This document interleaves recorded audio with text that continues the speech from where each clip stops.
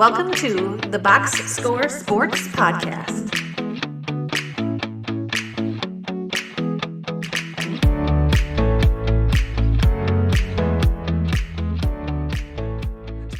Let's start with the Atlanta Hawks NBA exit interview. They finished 46 and 36, sixth seed, and they lost to the Knicks, but they were the only team that beat the Knicks twice in the playoffs, so good for them. So let us know down in the comments down below your thoughts on the Hawks season, and don't forget to like and subscribe. Give me your first pro for the Hawks season. I think it has to be Nickeil Alexander-Walker. They brought him over on a good contract, and he was like kind of the straw that stirred the drink in Minnesota. Lit a little bit of nothing, but not a whole lot of anything. And for him to come over, play 78 games, shoot basically 40% from three on 8 a game, like he got them up. And just see him still be good on defense, but be able to have the ball more. I don't want to say create a ton, but get around, open up the shot chart. I think he exceeded expectations. Like I think we kind of thought of him as like a good role player and he'll just fit in and do his thing. But he kind of like did the Mikal Bridges when he went to the Nets, where you're just like, oh, this dude can do a lot more than we thought. Yeah, and he did it on a team that was successful where the Nets wasn't, so that's even better. Yeah, I had him down too. He was he the most improved player? Did he win that award? I believe so. Yeah, I think he did. We're gonna say he did, and anybody in the comments can He correct for us. sure did. No. No, yeah. We were wrong. Jalen Johnson is my pro. Yeah. Just him taking over the team. I think becoming the clear one. He was 22, 10, and 8. He made the third team NBA, right? So big year for him. He had, like growing pains in the playoffs, but since, he's young, it's his first time being in the playoffs as far as being the number one guy. It's sort of like I'm okay giving him a pass for some of those games. But overall, the pro for Jalen Johnson being the guy you're building around, and now you have kind of like that backcourt with him and Alexander Walker. I think that's really good moving forward for the Hawks. Yeah, I think really good regular season. He really kind of like took that step. You mentioned the playoffs were kind of disappointing, 29% from three, 43% from the field. Like, again, I think especially for like point forwards, the playoffs really like teams are like, hey, are you a good shooter? Well, let's find out. And it kind of got in his head.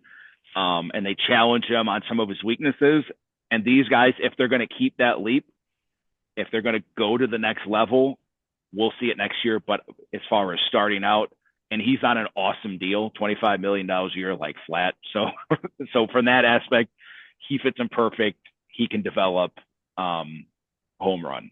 Yeah, and just real quick, if any team is going to be a bad team to go up against, like the Knicks were, just because of all the forwards they can throw at him, so like OG and Bridges and Hart, it's just like a constant. So again, I don't mind giving him a pass for his first time being that guy in the playoffs. Give me another pro. TJ McCollum. Mhm. We joked that he was oddly so important to this team, and you can kind of see why they don't have like a before the draft, like a point guard. Mhm. They were using Jalen Johnson, Alexander Walker, and McCollum came in again, not a point guard, but can handle the ball.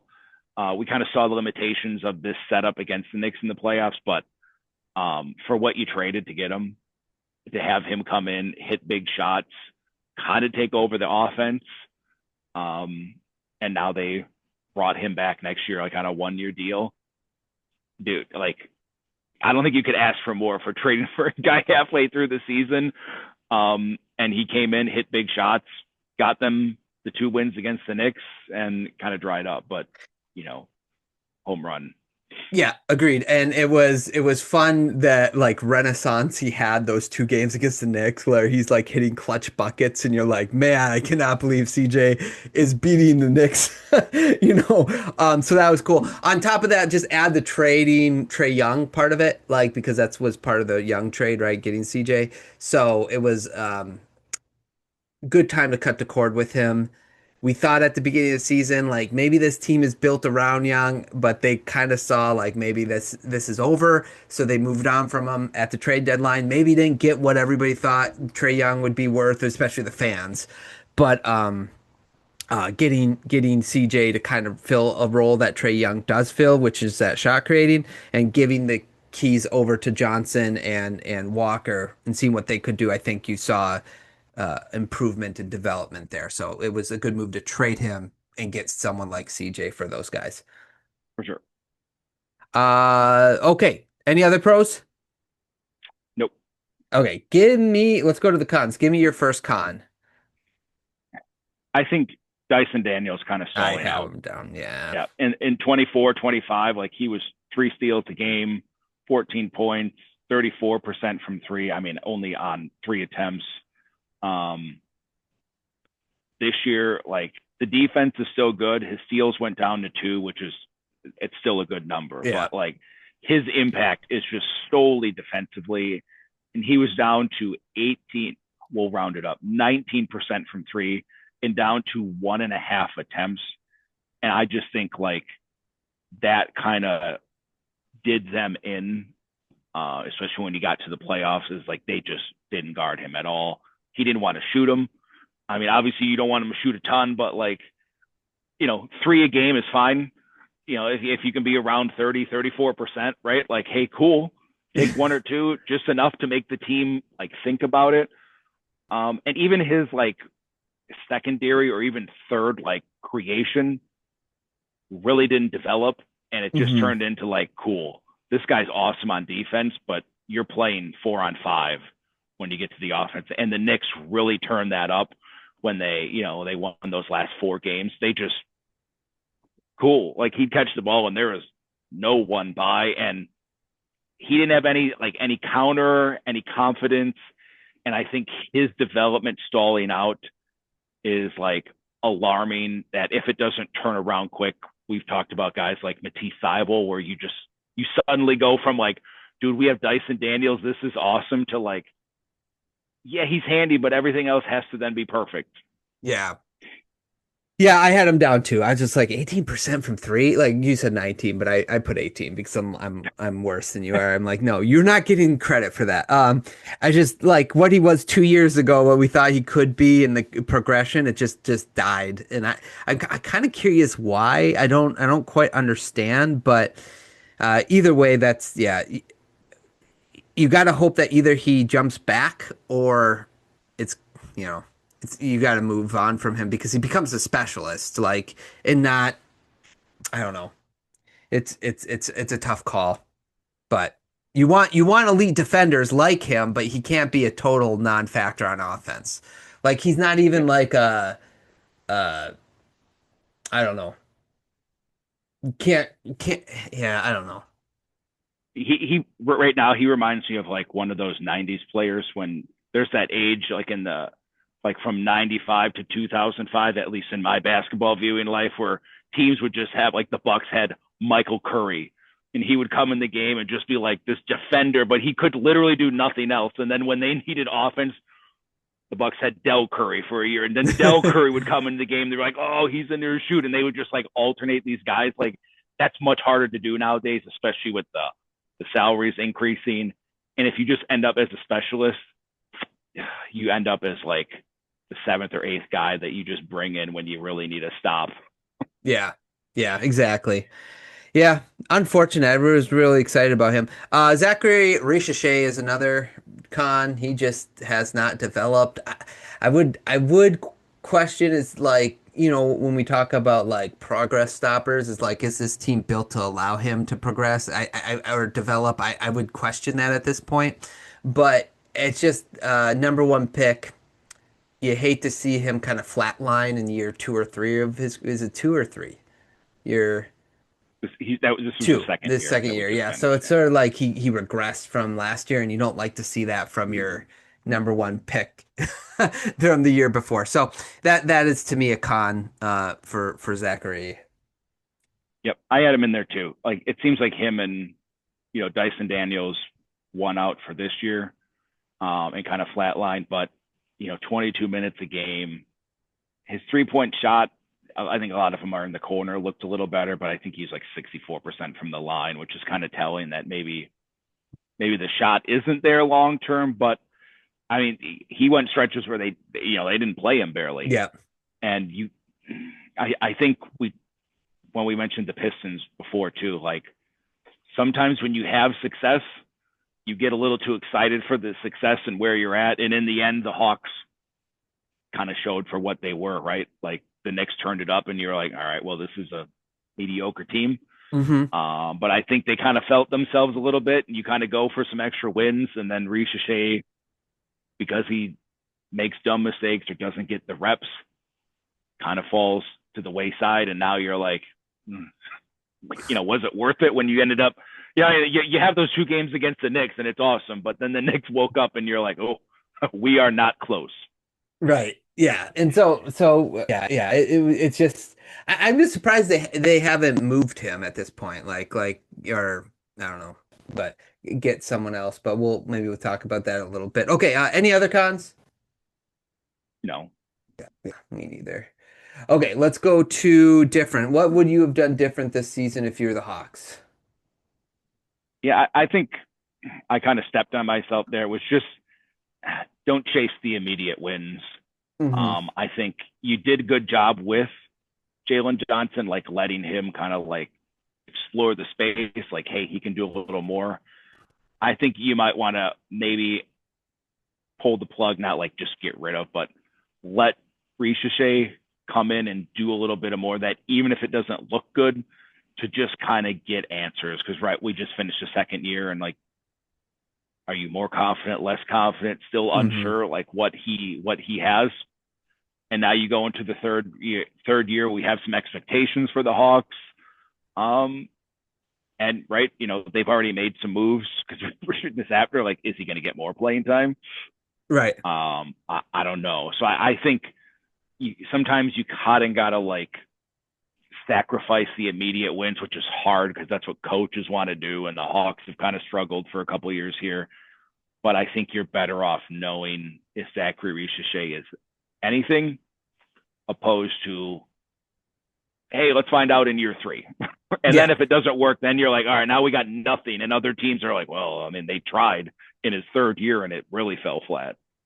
Yeah, I mean, like they did trade Trae Young, which we have to commend him for because like it opened the way for Jalen Johnson and kind of Alexander Walker to kind of take over, right? So that's good. But you're right. I would have done that differently too. Just you don't have to do it every game, but there's some games, some moments you're just like, let's see what the young guy got. Let's let him play through mistakes. What's the difference if we're the 5th seed or the 6th seed? It's whatever at this point. If you got to play in a playing game, that's fine too. Because if you develop these guys right, it's going to lead to you winning more games. If you don't, you're not going to have them moving forward, and then you also tarnish their value, any value they may have. So yeah, I'm with you. I think focus a little bit more on developing the younger talent, especially Richeche would have been the move I would have done too. Grade their season. 3. I try not to like penalize the Hawks. Like they ended up trading Trae Young. I did have them as like my dark horse to like go to the finals. Yeah, you did. I thought the East would be kind of crazy. It turned out to be kind of crazy, just not in my favor. But I think, look, they made it a little below my expectations, but they did, like you said, they got rid of Trae Young. They kind of turned it over to Jalen Johnson. So to me, it kind of washes out as like middle of the road for me. Yeah, I have a 3.5. Say just a little bit better than you. I thought the Walker signing was kind of a home run.